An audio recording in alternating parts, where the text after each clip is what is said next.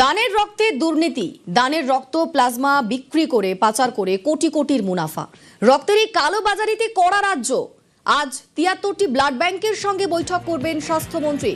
আগেই বেসরকারি ব্লাড ব্যাংকের বিরুদ্ধে ব্যবস্থা নেওয়া হয়েছে। আজ বৈঠক করবেন স্বাস্থ্যমন্ত্রী। আমার সঙ্গে এই মুহূর্তে অভিজিৎ রয়েছেন, প্রতিনিধি। অভিজিৎ, কখন এই বৈঠক হবে? অনিন্দিতা, আজকে বিকেল ৫টা নাগাদ এই বৈঠক হওয়ার কথা সল্টলেক স্বাস্থ্য ভবনে, এবং রাজ্যের ৭৩টি ব্লাড ব্যাংকেই এই মর্মে প্রত্যেককে মেল করা হয়েছে, যাতে ব্লাড ব্যাংকের আধিকারিকরা তারা প্রয়োজনীয় নথি এবং সমস্ত তথ্য দিয়ে তারা সল্টলেক স্বাস্থ্য ভবনে আসেন, এবং সেখানেই স্বাস্থ্যমন্ত্রী শরৎচন্দ্র মুখোপাধ্যায়, স্বাস্থ্য সচিব নারায়ণ স্বরূপ নিগম, স্বাস্থ্য অধিকর্তা সহ উচ্চপদস্থ আধিকারিকদের নেতৃত্বে এই বৈঠক হবে। এবং মনে করা হচ্ছে এটা অত্যন্ত গুরুত্বপূর্ণ এই বৈঠক, এবং সেখানে এই যে বেসরকারি ব্লাড ব্যাংকগুলোর যে বিরুদ্ধে যে বেআইনি কার্যকলাপের অভিযোগ উঠেছে সেটা নিয়ে বিস্তারিত আলোচনা হবে। ফলে বলা যেতে পারে আজকের এই বৈঠক অত্যন্ত তাৎপর্যপূর্ণ। অরিন্দিতা, বেশ, ধন্যবাদ অভিজিৎ।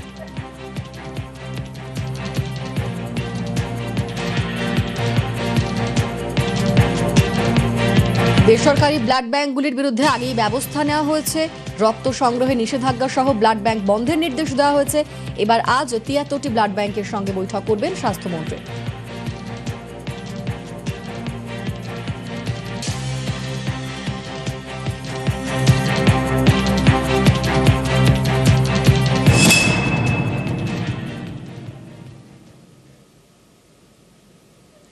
ছোটবেলায় ছড়াটা পড়েছেন নিশ্চয়ই, বুলবুলিতে ধান খেয়েছে খাজনা দেব কিসে।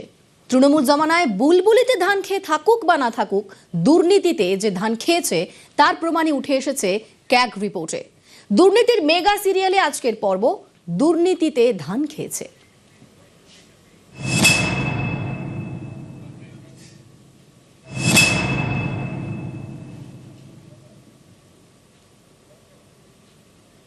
বিগত সরকারের আমলে প্রায় ১০০ কোটির দুর্নীতির অভিযোগ ক্যাগ রিপোর্টে। ক্যাগের দাবি, বস্তা বস্তা ধান নাকি অ্যাম্বুলেন্সে করে গিয়েছে রাইস মিলে। শুধু অ্যাম্বুলেন্সই নয়, অভিযোগ অটো, বাস, এমনকি বিলাসবহুল এসইউভি গাড়িও নাকি তৃণমূল জমানায় হয়ে উঠেছিল ধান পরিবহনের বাহন। ক্যাগের রিপোর্টে এমনই এক অদ্ভুত ছবি সামনে এসেছে। তৃণমূল জমানায় ধান সংগ্রহকে কেন্দ্র করে সরকারি নথিতে যে ভেলকি দেখানো হয়েছে তা দেখে চোখ কপালে উঠতে বাধ্য।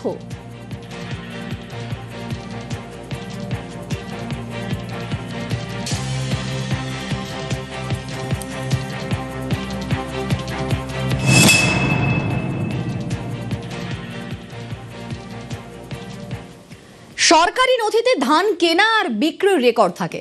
সেখানে যে গাড়িতে করে ধান রাইস মিলে পৌঁছে দেওয়া হয়েছে সেই গাড়িরও নম্বর লেখা থাকে। ক্যাগ তদন্তে নেমে দেখতে পায় কিছু ক্ষেত্রে সেই গাড়িটা অ্যাম্বুলেন্স, কখনো বা অটো, কখনো বা বাস। রেহাই দেওয়া হয়নি বিলাসবহুল এসইউভি গাড়িকেও। তদন্তে দেখা গিয়েছে অনেক গাড়ির রেজিস্ট্রেশন নম্বরই নেই। অভিযোগ, ভুয়ো নম্বর বসিয়ে দেওয়া হয়েছে খাতায়। অর্থাৎ সরকারের ঘরে ধান তো আসেইনি, উল্টে সরকারের কোটি কোটি টাকা নয়-ছয় করা হয়েছে বলে অভিযোগ। আর সেই ধানও নাকি গিয়েছে অন্য ঠিকানায়। প্রতি কুইন্টালের হিসাবে তৃণমূল জমানায় ধানে প্রায় ১০০ কোটি টাকার দুর্নীতির অভিযোগ ক্যাগ রিপোর্টে। নিয়ম বলছে সেন্ট্রাল প্রকিউরমেন্ট সেন্টার থেকে যে রাইস মিলগুলোতে ধান চাল হওয়ার জন্য যাবে সেখানে পরিবহন করা হয় লরি বা ট্রাক্টরের মধ্যে দিয়ে। আদপে দেখতে পাওয়া গিয়েছে অডিট রিপোর্টের প্রকাশিত তথ্য অনুযায়ী সেখানে এই ধান চাল করার জন্য পরিবহিত হয়েছে রাইস মিল পর্যন্ত কিসে? অটো, অ্যাম্বুলেন্স, বাস এবং এসইউভিতে। এবং সেটাই সব থেকে আশ্চর্য লাগে যারা এই অডিটের তথ্য সামনে নিয়ে আসছেন তাদের। তারা বলছেন যে এই ধরনের ক্ষেত্রে যে কুইন্টাল কুইন্টাল ধান কোনোভাবেই কি এই ধরনের গাড়িতে নিয়ে যাওয়াটা সম্ভব? এক্ষেত্রে অনেকেই বলছেন যে সমস্ত গাড়ি এই সিপিসি থেকে রাইস মিল পর্যন্ত ধান নিয়ে যাতায়াত করে, অর্থাৎ পরিবহন করে, তার প্রত্যেকটা গাড়িতেই VLTD অর্থাৎ ভেহিকেল লোকেশন ট্র্যাকিং ডিভাইস থাকার কথা। এর ফলে ওই গাড়ি কোথায় যাচ্ছেন তা সহজেই অনুমেয়। এক্ষেত্রে দাঁড়িয়ে দেখিয়ে দেওয়া হয়েছে যে লরি বা ট্রাক্টর এসে ধান নিয়ে গিয়েছে রাইস মিল পর্যন্ত। কিন্তু সেটি নিয়ে যাওয়া হয়নি রাইস মিলে, মাঝপথেই হয়তো ফোরেদের কাছে চলে গিয়েছে সেই ধান। এবং সেই ব্যাপারটাকেই নজর ঘোরানোর জন্য এই গাড়িগুলোর নাম্বার দিয়ে দেওয়া হয়েছিল। অডিট করতে গিয়ে এই গাড়িগুলোর নাম্বার যখন পরীক্ষা করা হয় তখনই দেখতে পাওয়া যাচ্ছে যে এগুলি পণ্যবাহী গাড়ি নয়, এগুলোর অধিকাংশই হচ্ছে যাত্রীবাহী গাড়ি। আর এক্ষেত্রে দাঁড়িয়ে এই সিএজি রিপোর্ট অনুযায়ী গোটা ঘটনার ক্ষেত্রে তদন্ত করলেই পরিষ্কার হয়ে যাবে যে এই ধান তাহলে কোথায় গেল, রাইস মিল পর্যন্ত না পৌঁছে কাদের হাতে পৌঁছে গিয়েছিল। আর এখানেই দুর্নীতির বড়সড় চক্র কাজ করছে, এমনটাই অভিযোগ।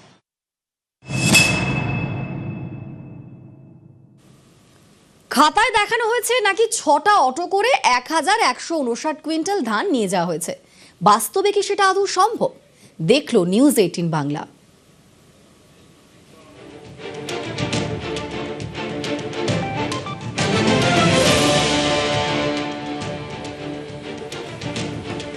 খাতায় যে দেখানো হয়েছে যে নাকি 6টা অটোতে করে 1159 কুইন্টাল ধান নিয়ে যাওয়া হয়েছে, কিন্তু বাস্তবে সেটা কিভাবে সম্ভব সেটাই দেখলো নিউজ 18 বাংলা।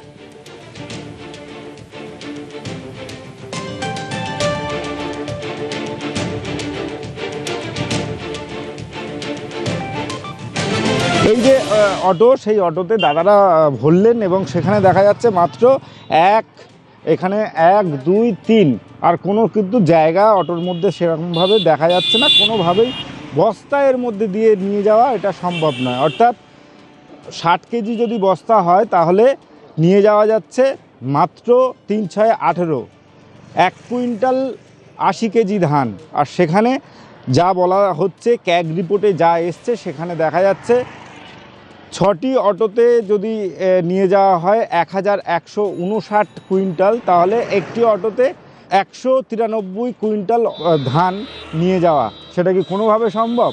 193 কুইন্টাল একটা অটোতে তো প্র্যাকটিক্যালি আমরা যা দেখতে পাচ্ছি সেখানে 3টি বস্তার বেশি এখানে এই যে অটো সেটাতে ভরা সম্ভব হচ্ছে না। আর দুর্নীতির এই মায়াজালে সিঙ্গুরের কথা না বললেই নয়।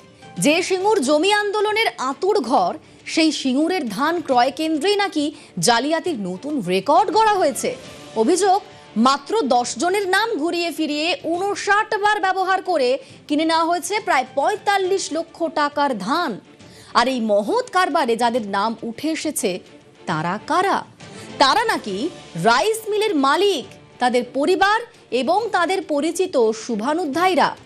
সবচেয়ে মজার বিষয় হলো, এই দুর্নীতির খেলা ধরা পড়ার পর প্রশাসন যে কঠোর পদক্ষেপ নিয়েছে তা দেখে হাসবেন না কাঁদবেন বোঝা দায়।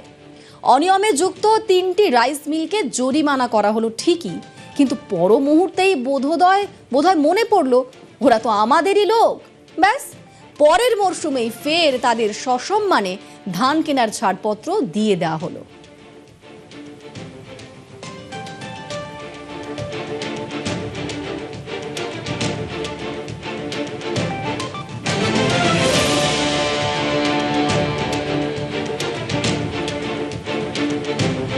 যে সিঙ্গুরকে সামনে রেখে তৃণমূল কংগ্রেসের তরফ থেকে বারবার ধরে রাজনৈতিক আন্দোলনে কৃষকদের পাশে দাঁড়ানোর কথা বলা হতো, সেই সিঙ্গুরেও দেখতে পাওয়া গিয়েছে এই জালিয়াতি।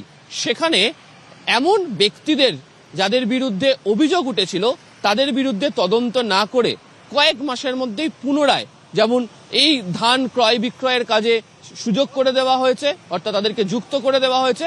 আবার দেখতে পাওয়া গিয়েছে যে 59টি ক্ষেত্রে রি এন্ট্রি ঘটেছে 10 জনের মধ্যে দিয়ে, যেটা হওয়ারই কথা নয়। কিন্তু এত বড় ঘটনা ঘটছে সিঙ্গুরের মতো একটি জায়গাতে, সেখানে গোটা ঘটনাটি প্রশাসনের নজর এড়ালো কি করে, সেটাও মস্ত বড় প্রশ্ন।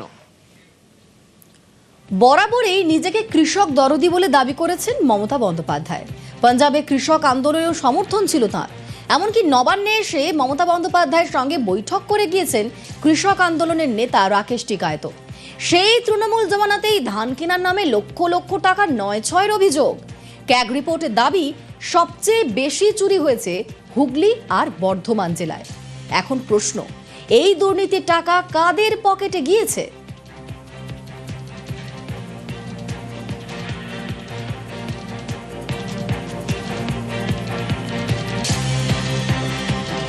নিজেকে বরাবর কৃষক দরদি নেত্রী বলতে পছন্দ করতেন মমতা বন্দ্যোপাধ্যায়। বলা ভালো এখনো করেন তিনি নবান্নে কৃষক আন্দোলনের অন্যতম মুখ রাকেশ টিকাইতের সঙ্গে বৈঠকও করেছেন।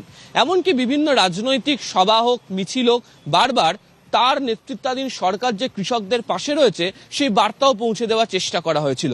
তো ক্যাগের রিপোর্ট বলছে ঠিক উল্টো কথা। সেখানে বলা হচ্ছে তার আমলেই, অর্থাৎ মমতা বন্দ্যোপাধ্যায় মুখ্যমন্ত্রী থাকাকালীন তার আমলেই এই ধান ক্রয় বিক্রয়ের ক্ষেত্রে, অর্থাৎ খাদ্য এবং কৃষির এই ক্ষেত্রে লক্ষ লক্ষ টাকার দুর্নীতি হয়েছে এবং সেটাই ক্যাগ রিপোর্টে একদম ধারাবাহিকভাবে প্রত্যেক কটা অংশ জুড়ে প্রকাশ করে দেওয়া হয়েছে। ফলে আগামী দিনে রাজ্য সরকারের তরফ থেকে যখন এই বিষয় নিয়ে তদন্ত করা হবে তখন এর পিছনে আসল গাফিলতি কার ছিল সেটা উঠে আসবে, এমনটাই মত প্রশাসনিক ও রাজনৈতিক মহলের।